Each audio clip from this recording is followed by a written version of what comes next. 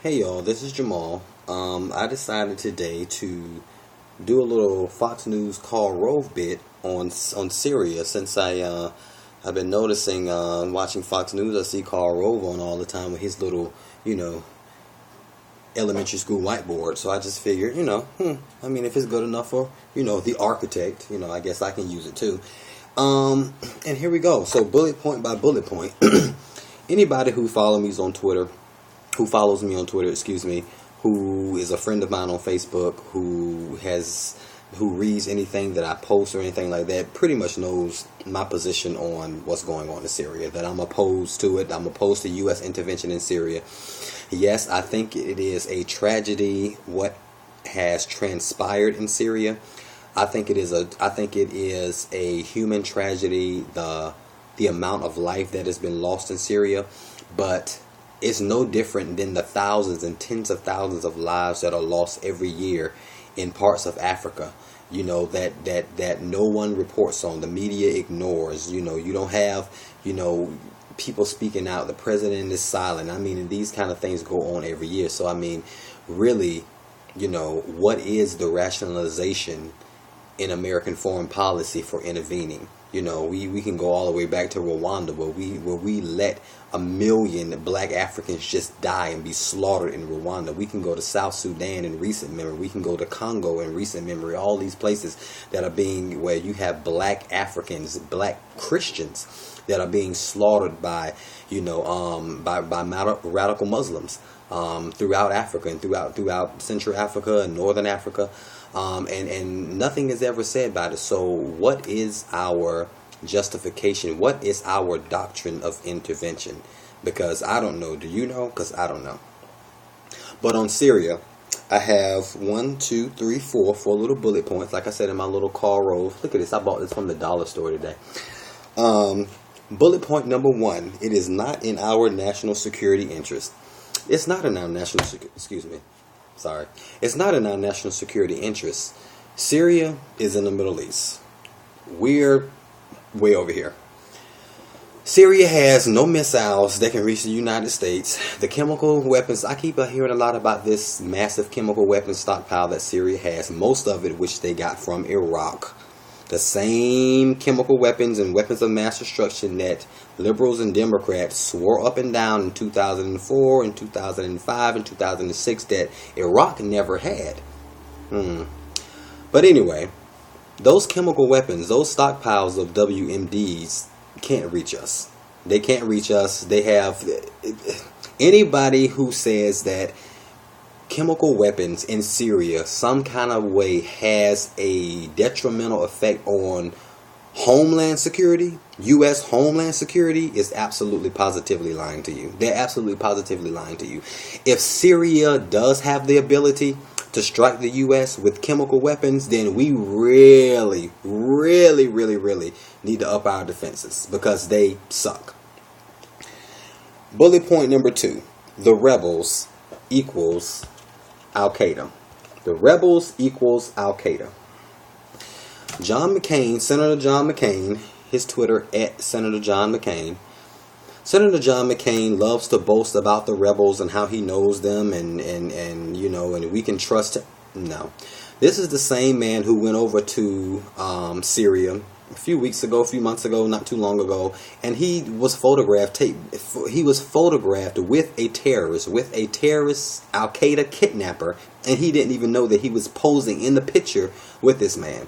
So there's John McCain's credibility right there. I mean, and really, what's John McCain's credibility on war policy, on foreign policy? How many times has John McCain been right about foreign policy and about war policy in recent memory, over his career?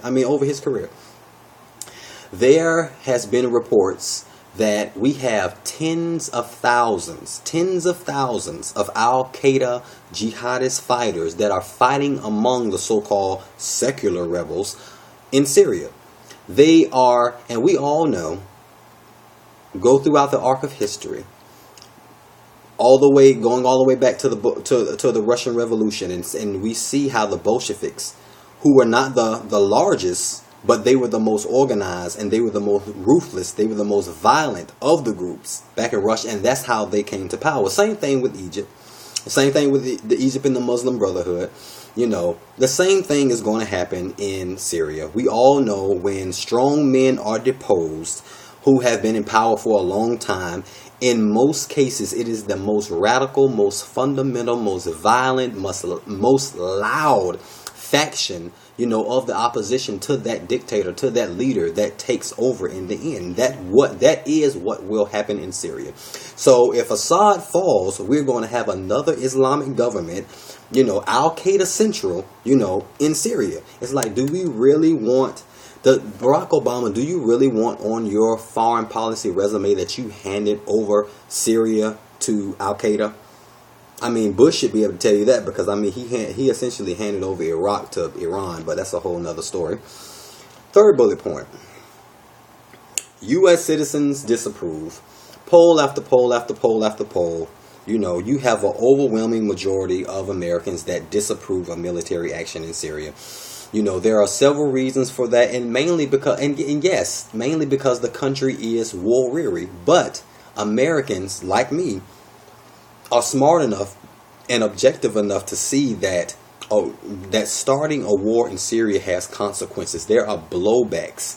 What the current mission right now is, we're going to basically lob a few cruise missiles, a few hundred, whatever, 100 or 200 cruise missiles into Syria. The mission is not to depose Assad, it's not to remove him from power, even though President Obama said about like 2 years ago Assad must go. I guess he forgot about that too, just like his little red line. Assad is not going. That's not a part of the military. It's not regime change. We're not doing regime change in Syria. So what's the mission? You're going to lob a few missiles, and Iran has already said they're going to respond. They're going to have the Shiite militias in Iraq. They're going to attack the U.S. embassy. You have Russia over there. You have Hezbollah, and I mean, all these actors that are involved in it. And it's just amazing to me that it's not amazing to me because politicians are liars, but I am glad that the American people see through the lies of the politicians. I'm glad the American people see through John Kerry and see through Barack Obama and see through Nancy Pelosi and John McCain and all these warmongers, people who are trying to get us into this conflict, a civil war. You're literally trying to get us involved in a civil war where you have two Islamic, you have Hezbollah and Iran, the Shiite Islamic fundamentals on one side, and then you have, you know, Al-Qaeda on the other, the Sunni fundamentalists and radicals on the other side. And it's a civil war similar to what was going on in Iraq. It's a civil war going on in this country, and we want to get in the middle of it and mediate. But what? It makes no sense. It makes no sense. So we're either going to have Iran and Hezbollah in power if Assad stays, or we're going to have Al-Qaeda in power if Assad goes. So the American people are against that, and I'm so happy that they are. And the last bullet point that I have right here, and I'm going to wrap this up real quick, mission creep. See that? Mission creep. You know, when Vietnam didn't start off as what it ended as. You know, Iraq did not start off as what it ended as. You know, throughout history, you can look at wars and military conflicts and excursions throughout history and see that, you know, that they can start out as being small. They can start out as saying, oh, we're just going to go in and we're going to surgically do this and do that and do that.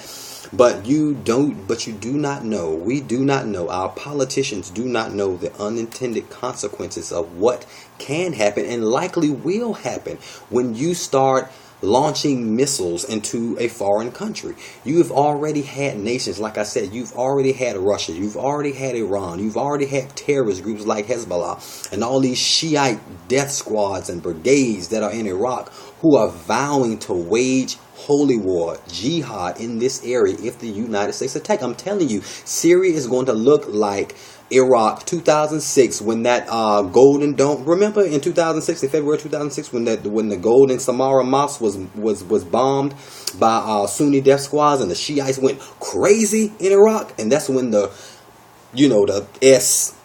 curse word, really hit the fan in Iraq. when they bombed the Golden Mosque. And the same thing is going to happen in Iraq. In Syria. It doesn't take much to set these people off. Now we're going to give them a cause. We're giving them more cause for holy war. We're giving them a cause to call for holy war.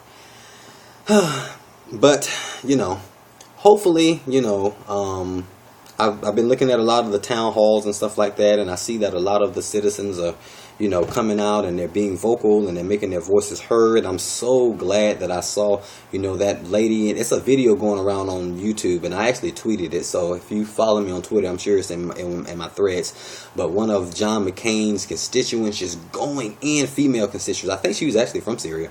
Going in, making a passionate case against U.S. intervention in war. And I am so proud of the American people for waking up from this national security neocon stupor, that we've been in since 9/11. To be honest with you, that we've been in since 9/11.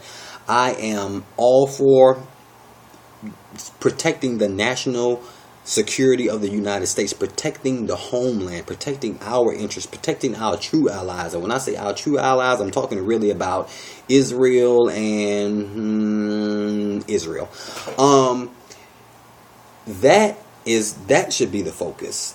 Protecting the homeland, protecting our true allies, not this global policing. And that's really what American foreign policy has become over the last few decades. We have just become global policemen, and it's ridiculous. It's time to stop. We have problems at home. My God, did you see the unemployment, the jobs report from yesterday? It was absolutely abysmal. We have too much going on at home, and this is not the time for more Mideast wars. This is Jamal Green. I'm signing off, and here you go, Carl Rove.